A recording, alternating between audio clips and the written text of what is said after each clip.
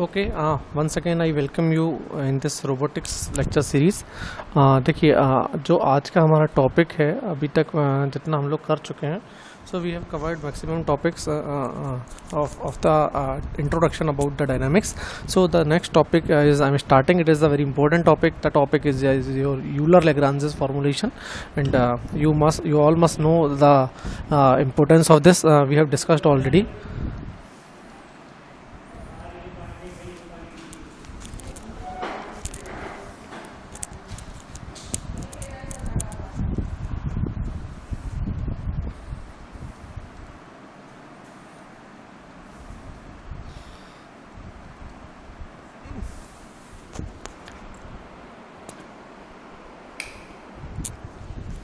ठीक है, देखिए हम बात कर रहे हैं रोबोट डायनामिक्स की। ठीक है, तो जो डायनामिक मॉडल है किसी भी रोबोट का, ठीक है, उसको डिराइव करने का जो एक सिस्टमेटिक वे है, ठीक है, जिसमें हम जनरलाइज कोऑर्डिनेट्स और को यूज़ करते हैं और स्केलर फंक्शन को यूज़ करते हैं, that is called the Lagrangian. ठीक है, जो भी मैं आपको बताता जा रहा हूँ मैं यहाँ पर मेंशन भी करता जा रहा हूँ, so that it is easy for you to read it later on. So basically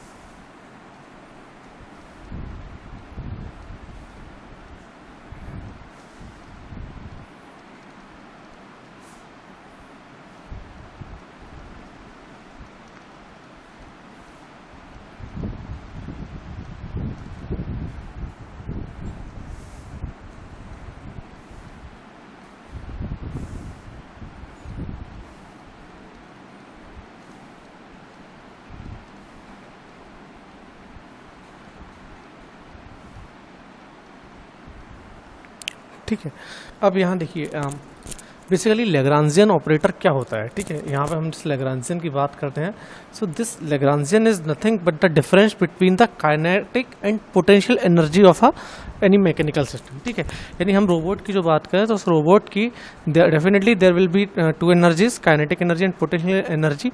so that difference of kinetic energy and potential energy is called the Lagrange's. So this Lagrange's is defined as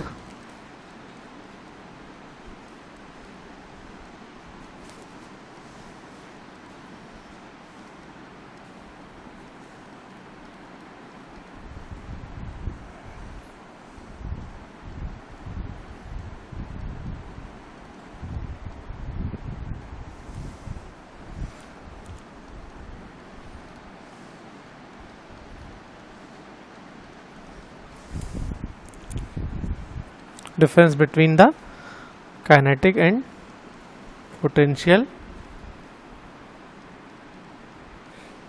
energy of the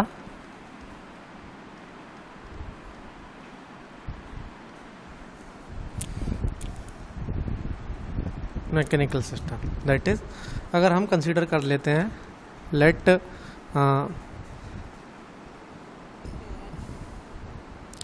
T is your kinetic energy and u is your potential energy, then the Lagrange, let's consider the L is the your Lagrangian operator. Okay, so this Lagrangian operator is the difference between the kinetic energy to the potential energy. So this is the basic definition of the Lagrangian operator. ठीक है, अब यहाँ देखिए हम लोग जो चीज़ समझते चलेंगे कि जो काइनेटिक एनर्जी हमारी होती है, ठीक है, वो हमारे पोजीशन और ओरिएंटेशन दोनों पर डिपेंड करती है। ठीक है, that is your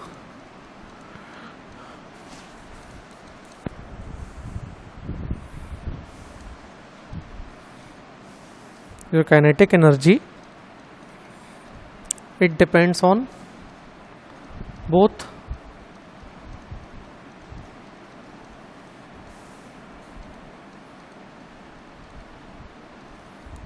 position and orientation, ठीक है, and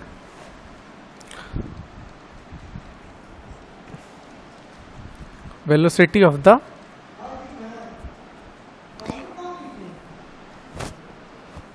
links of a robotic system, ठीक है। जबकि जो हमारी पोटेंशियल एनर्जी है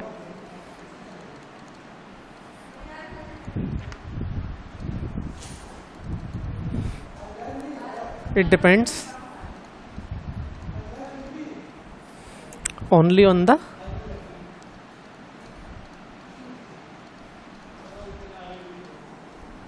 configuration of the links, ठीक है।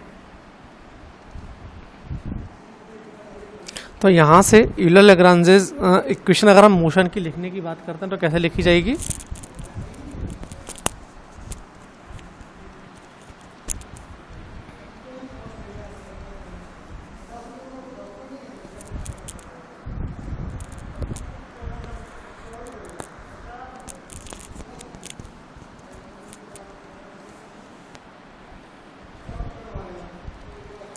अगर हम लिखते हैं यूलर-लैग्रांजेस इक्वेशन मोशन की, तो वो इक्वेशन हमारी बनेगी that is D by D T of del L by del Q dot of I minus del L by del Q of I, it is equals to phi I, where I is 1 to n, ठीक है। अब ना यहाँ पर बात आई कि यहाँ पर n क्या है, ठीक है। ये जो n ही है ना, यही n हमारा क्या है? It is the generalized coordinate, ठीक है। इसे ही हमने जनरलाइज्ड कोऑर्डिनेट कहा है, ठीक है। ये हमारे इंडिपेंडेंट होते हैं, these are independent generalized coordinates which is these are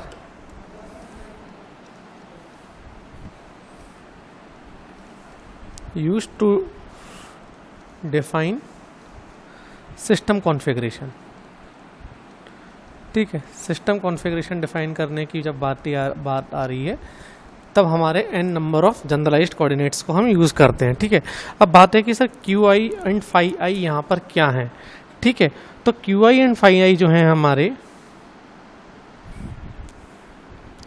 that is q i dot and phi, q और फाई जो है हमारे, this q and phi are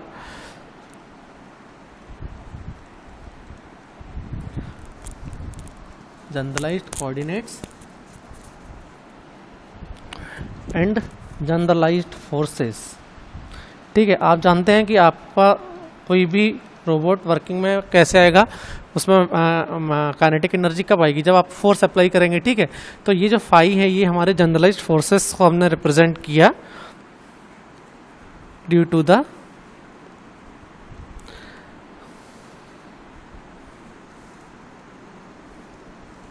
applied forces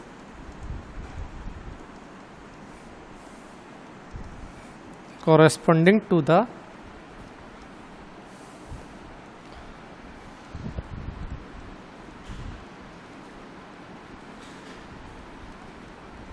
generalised coordinates respectively, ठीक है। अब ये देखिए जो हमारी अभी इक्वेशन बनी, इस इक्वेशन को अगर मैं नाम दे देता हूँ, नंबर दे देता हूँ, let it is the equation number 1, ठीक है। एक बार फिर से यहाँ इक्वेशन लिखता हूँ, उसी इक्वेशन को हमें आगे डिस्कशन में लेके चलना है।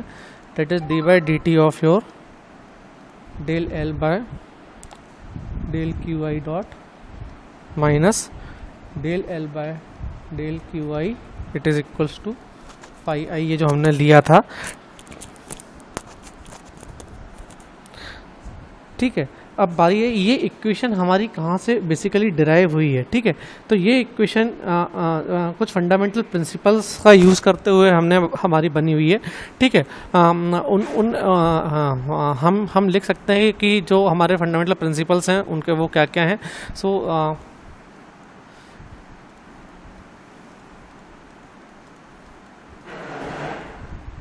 देखिए ये बात हमें जानना इसलिए ज़रूरी है कि ऑब्जेक्टिव क्वेश्चन में अगर मान लीजिए आ गया कि from where the Euler Lagrange's formulation equation is formed, so the above equation is based on the following theories. ये जहाँ से हमारी ये इक्वेशन ऑब्टेन्ड होती है, तो जो पहली एक थ्योरी है हमारी, दैट इज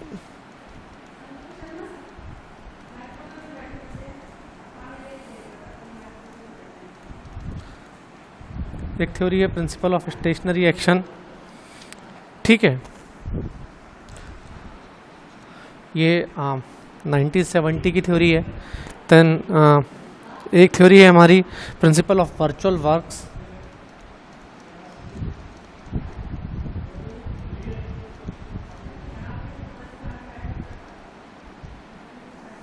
ये अराउंड 2004 में थ्योरी आई थी। ये थ्योरीज आप लोग चाहें तो नेट पर जाके पढ़ सकते हैं, हमें इनको ज़्यादा पढ़ने की ज़रूरत नहीं है। ठीक है, देन इसके बाद जो concept of virtual displacement and virtual work जो आया, जो ठीक है इन सभी पर डिपेंड होते हुए ये हमारी इक्वेशन आई। ठीक है, that is the theory of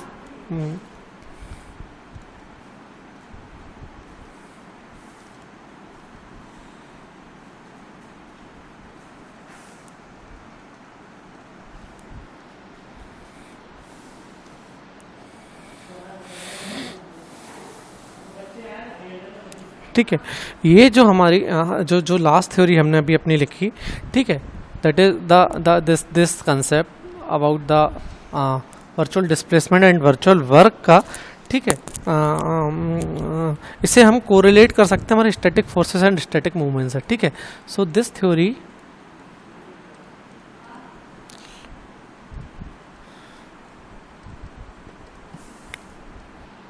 have a relation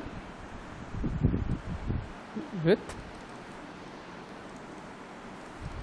static forces and movements। ठीक है, तो जब हम डायनेमिक्स की अगर बात करते हैं, so here in dynamics,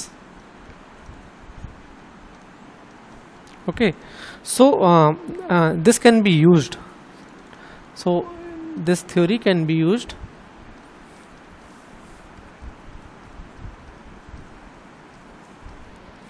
in association with, जो एक हम लोगों ने डी एलम्बर्ट्स प्रिंसिपल पढ़ा था, मैंने आप लोगों को पढ़ाया है डी एलम्बर्ट प्रिंसिपल। ठीक है, जो क्या कहता है, which states that if a fictitious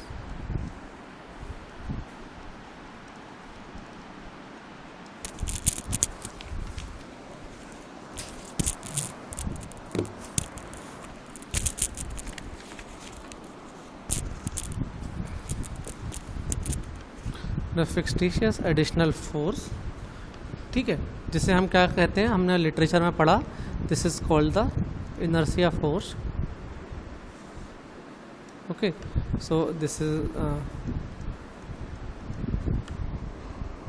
is the inertia force. This equals to the negative of the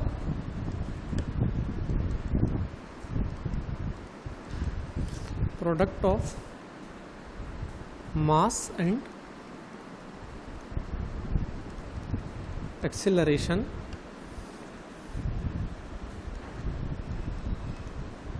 then the system is in equilibrium। ठीक है, वही जो न्यूटन प्रिंसिपल था, डेट इज क्या है कि F equals to M A की बात की रही है कि जो हमारा एडिशनल फोर्स होगा it is equals to the product of mass and acceleration की बात आ रही है। ठीक है, देन आगे बढ़ते हैं हम लोग इसमें हम लोग पढ़ते हैं कि what is generalized coordinates, basically क्या है और क्या जनरलाइज्ड कोऑर्डिनेट्स की प्रोसेस है। So let starts with the topic generalized coordinates.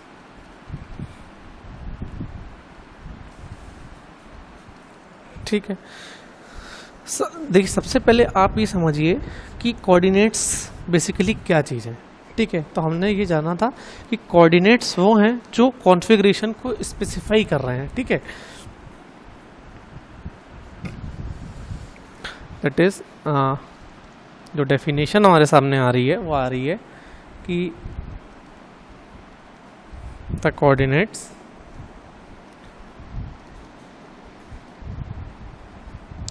That specify the configuration, ठीक है, दैट स्पेसिफाई द कॉन्फ़िगरेशन। और कॉन्फ़िगरेशन में क्या क्या आ रहा है हमारे पास में, that is the position and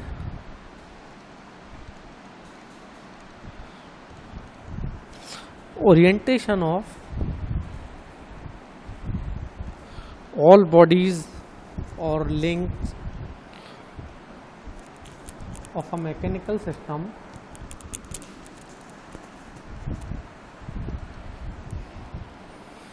completely.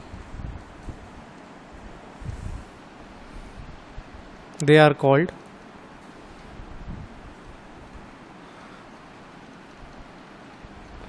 Generalised coordinates, ठीक है। क्या हुआ इसका मतलब कि देखिए पहले मैंने आपको बताया कि कोऑर्डिनेट्स क्या होते हैं, जो कि कॉन्फ़िगरेशन ऑफ रोबोट को हम स्पेसिफाई किससे कर पाते हैं, कोऑर्डिनेट्स के जरिए कर पाते हैं। नाउ हम उन कोऑर्डिनेट्स की बात कर रहे हैं जो कोऑर्डिनेट्स हमारे एक रोबोट की जो बॉडी है उस होल बॉडी और जितनी भी लिंक्स उसमें एसोसिएटेड उस मैकेनिकल सिस्टम में उसे कंप्लीटली अगर डिफाइन कर पाएंगे ना वो coordinates, then these coordinates are called generalized coordinates.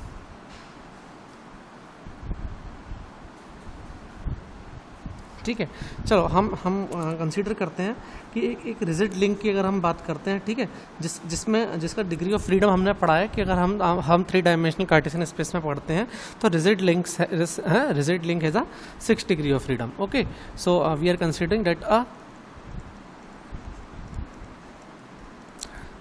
Rigid link has 6 degree of freedom. Okay, so यहाँ पर हम बात करेंगे अगर मैकेनिकल सिस्टम जिसमें एम मूविंग लिंक है, ठीक है, let a mechanical system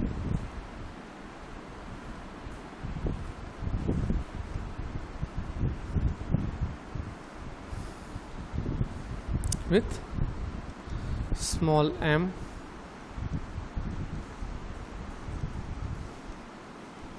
moving links, ठीक है, रिक्वायर्स 6m कोऑर्डिनेट्स उसे चाहिए होंगे, requires 6m coordinates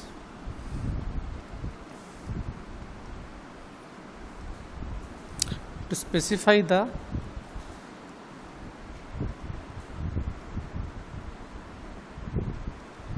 configuration completely in a 3-dimensional Cartesian space।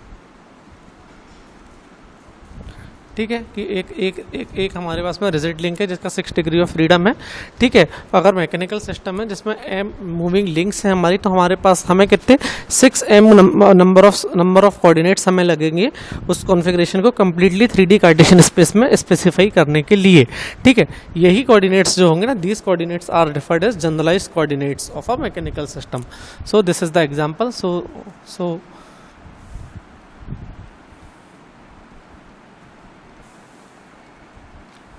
these coordinates are referred to as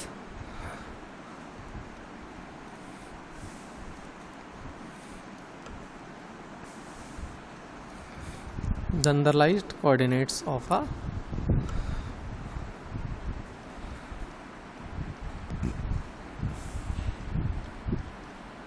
mechanical system, ठीक है। अब जब हम बात करेंगे कि ये जो हमारी लिंक्स होंगी ना, ये लिंक्स हमारी फ्रीली मूव नहीं कर सकती, ठीक है। क्यों? क्योंकि जॉइंट्स से इनके ऊपर कुछ रिस्ट्रिक्शंस होगा, ठीक है। So these links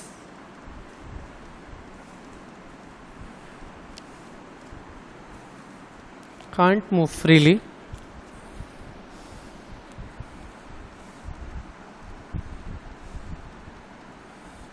as a joints put restrictions, ठीक है।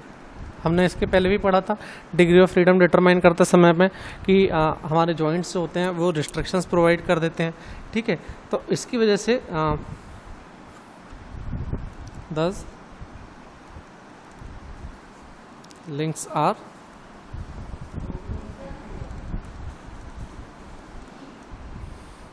subjected to constraints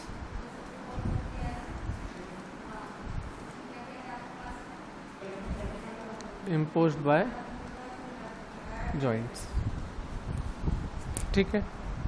तो अब बारी आएगी यहाँ पर कि जब ऐसा हो जाएगा, so as a consequence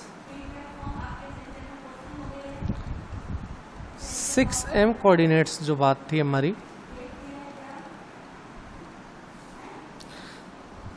they are no longer independent, ठीक है। अब वो इंडिपेंडेंट नहीं रहे, ठीक है, because they are exist see constraints, क्योंकि अब हमारे पास में सी कंस्ट्रेंट्स भी आ गए, ठीक है। Therefore n equals to 6m minus c,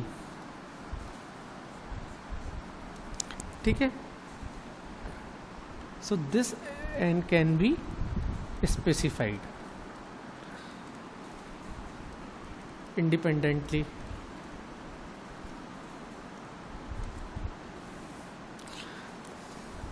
ठीक है। और इन्हें ही हम क्या कहते हैं, these are called independent generalized coordinates, okay।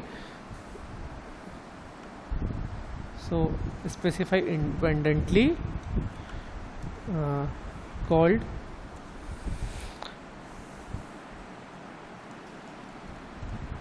independent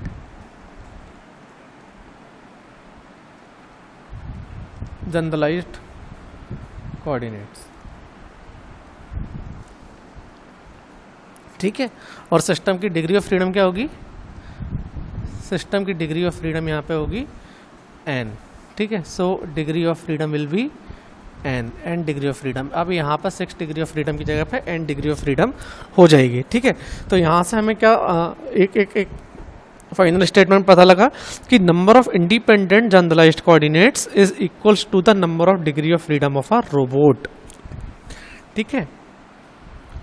हम लिख सकते हैं hence the number of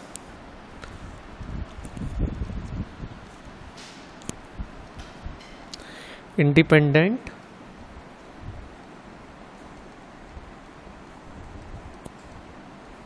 generalized coordinate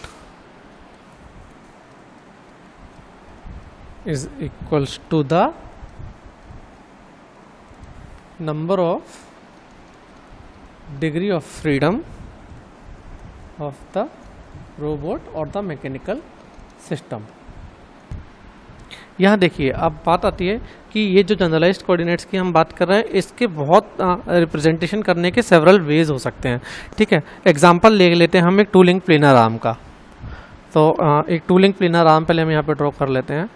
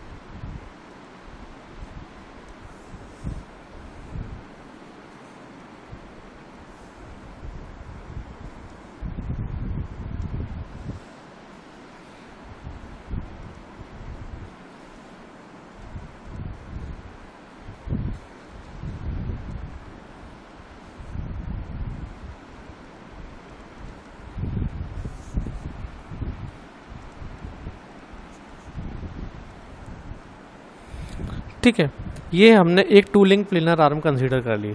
late consider the two link planar arm.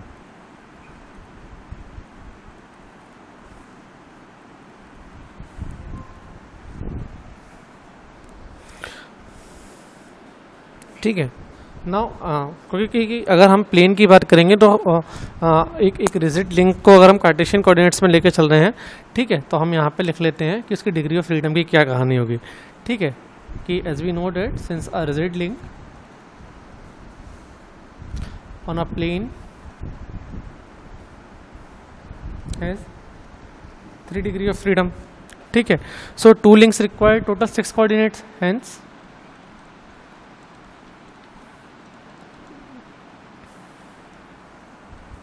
two links required 6 coordinates। ठीक है, क्या क्या होंगे, x1 y1 θ1 and x2 y2 and θ2। ठीक है, अब और बात आएगी कि ये हैं जो हमारे, ये इंडिपेंडेंट नहीं है। क्यों नहीं है? विच आर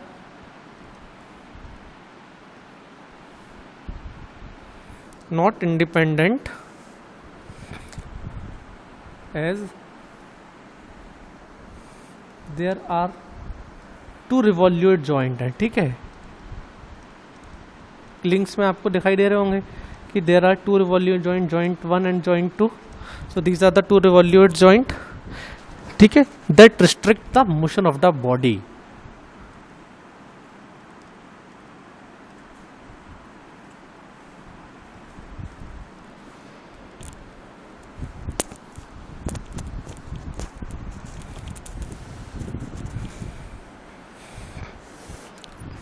अब यहाँ हम लोग देखेंगे कि जो कोऑर्डिनेट्स हैं हमारे, that is x1 y1 and x2 y2। ठीक है, ये बेसिकली क्या डिफाइन कर रहे हैं? So these define the mass centre. ठीक है, define the mass centre position of link. ठीक है, θ1 एंड θ2 का डिफाइन कर रहे हैं, θ1 and θ2 define the orientation, θ1 θ2 define the orientation of the link. ठीक है, और d1 d2 हमारे क्या डिफाइन कर रहे हैं? d1 d2 हमारे डिफाइन कर रहे हैं जो मास सेंटर की लोकेशंस। ठीक है, from the origin, that is d1 d2 define the, they are defining the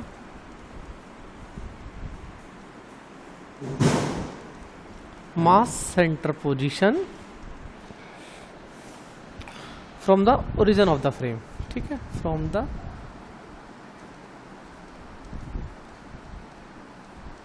origin of the frame। ठीक है, तो यहाँ पर हम जो first set of six coordinates लिखने की कोशिश करेंगे। सो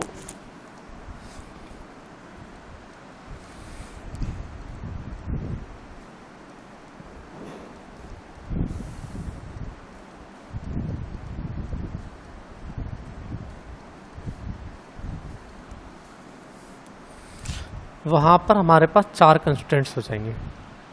क्या क्या हो जाएंगे देख लेते हैं।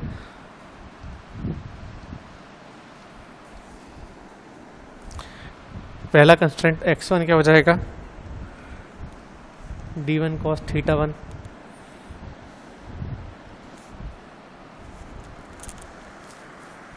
ठीक है, y1 हमारा हो जाएगा d1 sin θ1, x2 हमारा हो जाएगा a1 cos θ1 plus d2 cos θ12 and y2 हमारा हो जाएगा a1 sin θ1 plus d2 sin θ12। ठीक है, θ12 आप लोग जानते हैं कि θ12 क्या है हमारा, it is equals to θ1 plus θ2। ठीक है, तो यहाँ से अगर आप देखोगे तो आपको क्या पता लगेगा, अगर हम इन 2 इक्वेशंस को कंसीडर करते हैं तो इनसे हमें पता लगेगा कि सिस्टम की डिग्री ऑफ फ्रीडम कितनी होगी। सो द सिस्टम हैव, पहले कितने थे, n कोऑर्डिनेट्स चाहिए थे, कंस्ट्रेंट्स कितने आए 4, देयरफॉर डिग्री ऑफ फ्रीडम कितनी आ गई 2 आ गई। ठीक है, that is this, these are the number of independent coordinates required, ठीक है, this is minus number of constraints,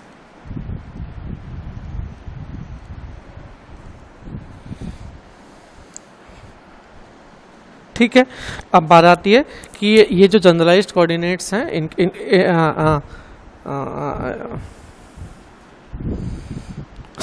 इनका जो इंडिपेंडेंट सेट की अगर हम बात करेंगे तो this set can be θ1 and θ2।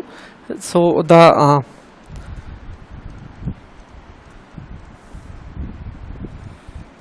Independent set of generalised coordinates can be θ1 and θ2, ठीक है। तो यहाँ पर हम क्या कर सकते हैं कि कोई भी दो इंडिपेंडेंट जनरलाइज्ड कोऑर्डिनेट्स चूज कर सकते हैं, ठीक है। और इस तरह से हम अपने जो रोबोट के मोशन को डिफाइन करने की बात आएगी, ठीक है, उसमें हम इंडिपेंडेंट जनरलाइज्ड कोऑर्डिनेट्स से उनको डिफाइन कर ले जाएंगे। तो ये जो वीडियो है, इस पूरे वीडियो में अभी हम लोगों ने कुछ भी एक्स्ट्रा देखने समझने की कोशिश नहीं की है। अभी हम लोग इसमें सिर्फ और सिर्फ जनरलाइज्ड कोऑर्डिनेट्स के बारे में जानते हैं कि जनरलाइज्ड कोऑर्डिनेट्स क्या हैं, ठीक है। इसके बाद हमें kinetic energy, potential energy and equation of motion, finally जो हम लोगों को का जो मेन टारगेट है इक्वेशन ऑफ मोशन, उसे हमें समझना रहेगा, ठीक है। तो एक काम करते हैं कि अभी कुछ 5-10 मिनट तक का टाइम हमारे पास है। So late I discuss one more point here, that is the potential energy क्या होती है, ठीक है। So the second thing I am discussing with you is the potential energy, ठीक है। ये पूरी की पूरी रोबोट डायनामिक्स की बात चल रही है। यहाँ पर हम पोटेंशियल एनर्जी को लेकर डिस्कशन करेंगे, ठीक है। आप जानते हैं कि जैसे कि काइनेटिक एनर्जी के बारे में जो उसकी डेफिनेशन है वो आप जानते हैं कि काइनेटिक एनर्जी बेसिकली क्या होगी। Kinetic energy is the total potential energy जो कि सिस्टम में स्टोर्ड होगी, ठीक है।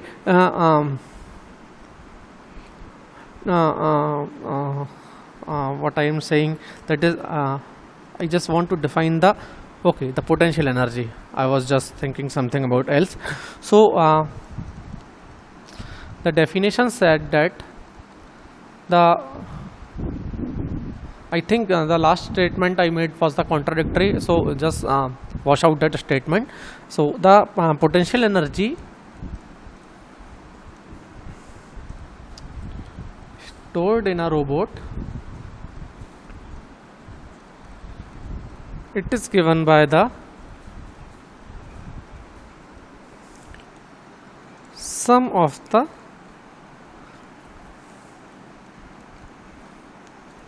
contributions of each link, ठीक है। अगर हम रिजिड लिंक को अजम्पशन में लेते हैं, ठीक है, that is on the assumption of rigid link,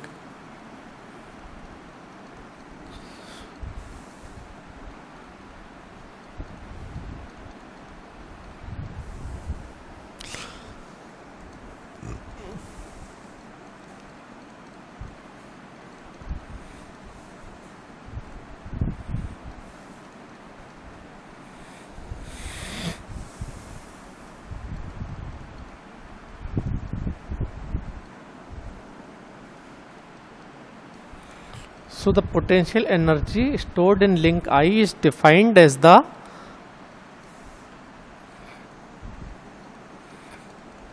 amount of work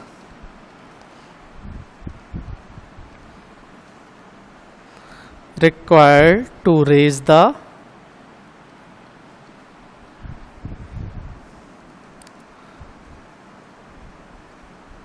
center of mass I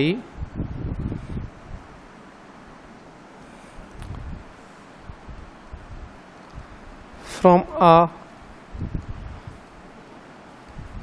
horizontal reference plane to its present position under the influence of gravity, ठीक है। ये डेफिनेशन अपने आप में ही वेल एक्सप्लेन्ड है कि अगर हम किसी लिंक आई की पोटेंशियल एनर्जी की बात करते हैं तो किसी लिंक आई की पोटेंशियल एनर्जी उस अमाउंट ऑफ वर्क के इक्वल होगी जो हमें जिसे हम कितना कह सकते हैं कि that is required to raise the centre of mass, ठीक है, of link I from a horizontal reference plane to its present position.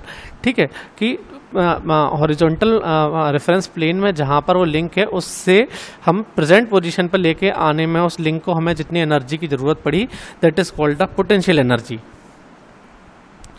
ठीक है, with consideration the influence of gravity, यहाँ पर हम ग्रेविटी को कंसिडरेशन में लेके चल रहे हैं।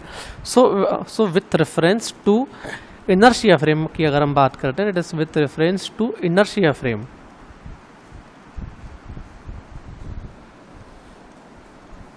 ठीक है, आप जानते हैं इनर्शिया के हिसाब से हमने पढ़ा है कि जो वर्क रिक्वायर्ड है हमारा to displace link I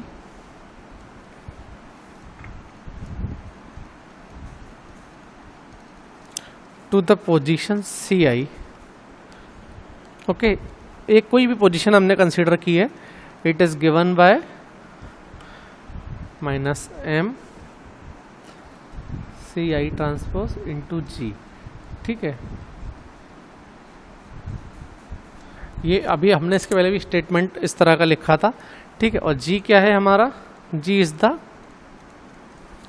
vector due to gravity acceleration. ठीक है, ये F इक्वल्स टू एम ए वाली जो इक्वेशन होती है ना, Newton second law of motion, उसी से हम ये सारे के सारे इक्वेशंस को डिराइव करते हैं। तो यहाँ पर अगर हम टोटल पोटेंशियल एनर्जी की बात करेंगे तो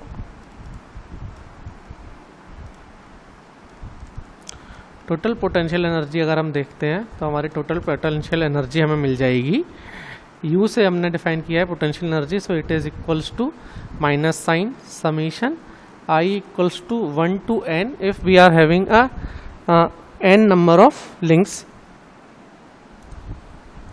तो यहाँ पर अगर हम इसको लिख सकते हैं that is equals to m c i transpose into g, जहाँ पर n क्या है हमारी n नंबर ऑफ लिंक्स की बात हमने की है। ठीक है, that consider that we are having a n number of links in the robot. ठीक है, so this vector C I is of what, so this vector C I is of pure function of joint variables. Joint variables क्या क्या होते हैं आपको पहले पढ़ाया गया है, काइनेमेटिक्स में पूरी स्टडी इस चीज़ की हो चुकी है। ठीक है, जो जॉइंट एंगल्स हमने देखे थे, ठीक है, उनकी बात यहाँ पे की जा रही है। So this potential energy is basically हम कह सकते हैं कि this potential energy is a function of joint variable only, that is the potential energy, it is a function of joint variable only। क्योंकि आपने देखा फॉर्मूलाज में एक तो m आ रहा है, जो तो मास है, देन g आ रहा है जो हमारा ग्रेविटेशनल एक्सेलरेशन कांस्टेंट है, तो सिर्फ उसका जो ci बच रहा है वो डिपेंड कर रहा है जॉइंट वेरिएबल्स पे, और जॉइंट वेरिएबल पे करने की वजह से हम ये कह सकते हैं कि that is the potential energy is a function of joint variable only, joint variables only and not the joint velocity। Okay, क्योंकि यहाँ पे पोटेंशियल एनर्जी है, वेलोसिटी तो हम जीरो की बात ही करें ना, that is not depend on the joint velocity. ठीक है, वेयर जॉइंट वेरिएबल्स को आप अगर थीटा से लिखते हैं कि joint variable is represented by theta, तो यहाँ पर आपकी जॉइंट वेलोसिटी आप कैसे लिखते हैं, so the joint velocity is represented by theta dot. Okay, तो यहाँ पर जॉइंट वेरिएबल का फंक्शन है, इसका फंक्शन नहीं है, क्या चीज़ नहीं है, हमारी पोटेंशियल एनर्जी।